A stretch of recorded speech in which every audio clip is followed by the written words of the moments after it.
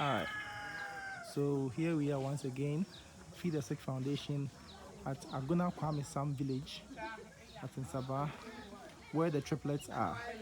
We came here today to give them some few items to help support the babies. Now you could see that the village is very small. So this is a tour.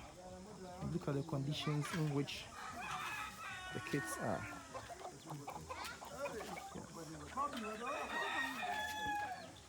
So this is where the triplets currently reside. That's the mom and the dad.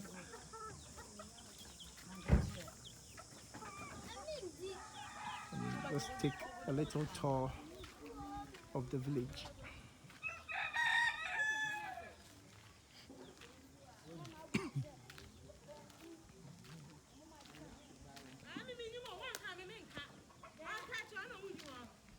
So a very small community here at Aguna Kwame Sam village.